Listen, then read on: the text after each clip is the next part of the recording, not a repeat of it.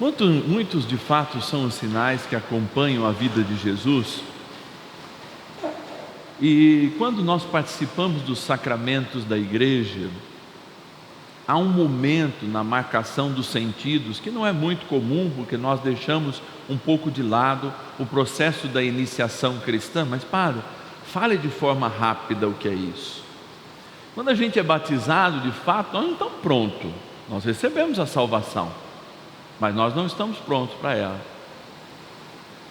E a partir daquele momento em que recebemos o primeiro sacramento da iniciação cristã, junto com depois a Eucaristia e a Crisma, nós somos iniciados na eternidade, iniciados no Evangelho, iniciados na comunidade. É até interessante que, por exemplo, existem 80 dias de iniciação à vida cristã que a gente vive. Primeiro, catecumenal, que é o que a gente chama de quaresma, 40 dias antes da Páscoa. E depois, comunitário, também catequético, iniciático da vida cristã, que é até a ascensão do Senhor. E os 10 dias, na novena, que aguardamos a vinda do Espírito Santo, que abre para a igreja o seu tempo. Então Jesus trabalha nos sinais, e no campo dos sinais ele não diz só acerca dos sinais, ele impõe uma verdade por detrás deles. É preciso que o homem veja. Sem ver ele não consegue caminhar.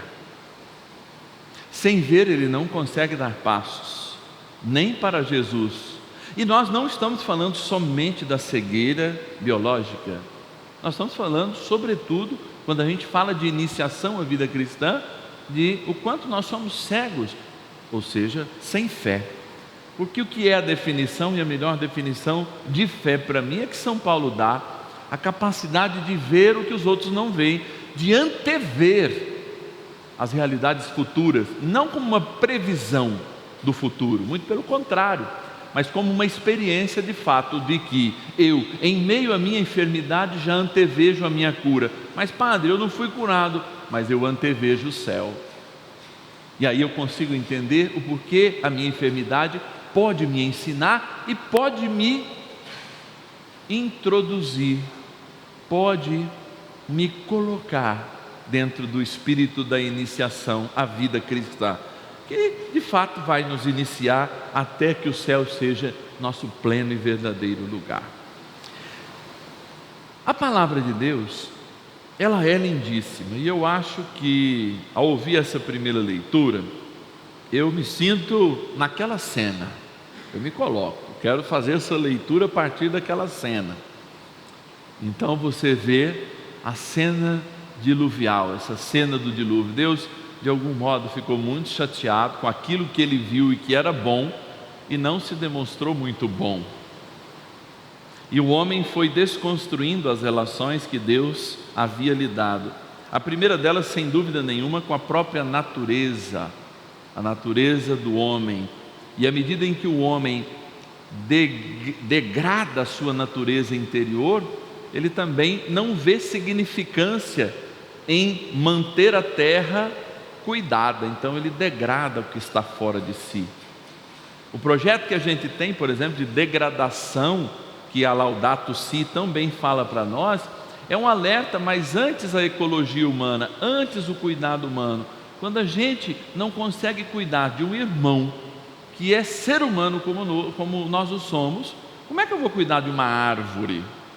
E aí entra essa antítese do mundo, na qual a gente é preso e sem fiança por matar um animal. E aqui eu não faço apologia a um animal, mas se eu cometer um aborto matando uma criança que está na barriga, eu não vou ser preso. E tem gente que luta pela descriminalização deste processo. E aliás, são os mesmos que lutam por um gatinho, que quando é morto aprisiona a pessoa, mas por um ser humano que é assassinado, não. Esse merece a dignidade. É a incongruência do mundo. Mas, ao mergulharmos nessa passagem, eu quero enxergar 2 sinais, os mais simples que tem. A figura de 2 animais. 2 animais e os seus costumes. dois animais e os seus hábitos. Um desses animais, o corvo, ele é encarado como mau agouro, não é? Se a gente assiste um filme de cultura saxã, cultura inglesa, norte-americana, você sempre vai ver o corvo de agouro, não é? Então o corvo é de fato uma ave que traz mau agouro. Mas por quê? É como o urubu para nós, né? Que não tem urubu, essa ave de rapina não é muito comum lá, mas o corvo é aqui, como é também nos países nórdicos. Ele é uma ave como o urubu. Ele, se não tem fruta, ele vai no lixo, ele vai na carniça, ele não tem problema para encher o seu papo. Então qualquer coisa ele vai. Eu digo isso porque quem ouve essa palavra por primeiro, ele conhecia muito o corvo e conhecia muito a pomba. Não é à toa que o hagiógrafo, o escritor bíblico, ele lança a mão dessas duas referências, não como referências auxiliares apenas para a compreensão, não, mas para a gente tentar entender também se eu sou mais corvo ou se eu sou mais pomba. E aí a gente tem que o corvo é de fato alguém que se encanta muito pelo lixo, pelo animal que putrefa, não é? Pelas coisas estragadas. E a pomba não. A pomba de fato, ela é usada como uma forma de correio, porque ela se acostuma com o ambiente, e ela tem uma inteligência, um GPS que Deus deu para ela, que o sujeito saía, na época em que isso foi escrito, com meia dúzia de pombas e levava para o frontão de guerra, levava 500, 600 quilômetros, há anos de caminhada, numa luta, numa batalha ou numa peregrinação. E se ele quisesse mandar um recado que em 2 ou 3 meses voltasse para o lugar dele, ou às vezes até menos, dependendo da época no ano, que ela consegue também voar nas correntes térmicas, ele amarrava um recadinho para ela no seu pescoço e enviava, e ela voltava para o lugar onde ela de fato nascera e foi criada, depois de anos inclusive. Eu enxergo a Arca da Aliança como uma grande experiência de amor que Deus deu.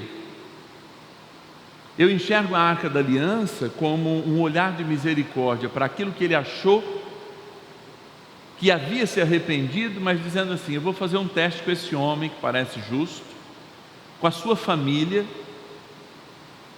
e vou fazer com que eles por si mesmos encontrem o caminho. Não há direção, não há leme na Arca da Aliança. Ela vai ao sabor do vento do Espírito, ela vai ao sabor da graça de Deus. Essa é a grande dinâmica. Os santos padres, que foram aqueles padres que formalizaram a nossa fé de maneira muito clara, inclusive com algumas alusões, eles vão dizer: olha, esse é o grande sentido da igreja existir, porque a igreja é um sinal dessa arca. A igreja nos tira da tempestade desse mundo, nos faz viver como comunidade, até o dia em que ela nos deixa no porto seguro que é o céu, na vida que verdadeiramente tem sentido para cada um de nós. Mas aí eu pergunto: se a barca da Arca da Aliança é a igreja, cujos batizados sobem nela, são lavados, mas não morrem, para ganhar uma vida nova, e essa grande jornada da vida, nesse mar que é Deus, nos empurra a um tempo novo, a uma realidade nova, qual é o símbolo do corvo e qual é o símbolo da pomba? E aí a gente volta de novo para dentro de nós, nos perguntando: o que será que me atrai mais? As ilusões desse mundo, que na verdade são lixos que parecem saborosos, ou O que me atrai mais é estar nesta barca que me leva para o lugar definitivo. Assim foi essa história. Há muitos de nós que de fato, mesmo sendo pombas, estamos mais acostumados com o perfume das ilusões, das luzes, das provocações da sensibilidade, da sexualidade, da libertinagem, das mentiras que se formam culturalmente e que nos atraem, mas que na verdade escondem as carniças. E muitos de nós, mesmo sendo pombas, que sabem o caminho da casa, que sabem que barca é essa, acabamos por nos alimentar apenas e somente só com a podridão do mundo. E aí estamos. Enquanto Deus nos constituiu, inclusive pelo batismo, recebemos a graça do Espírito Santo, que confirma em nós que nós sabemos de fato qual é o nosso lugar, que nós sabemos para onde nós temos que voltar, e nós sabemos que sozinhos nós não conseguimos chegar ao porto seguro da eternidade. Por isso Deus nos criou esta grande barca. Então eu fico imaginando a minha vida agora nessa grande barca. Talvez você esteja no início da chuva da sua vida, se preparando para iniciar a sua vida. Então venha partilhar conosco esses dias.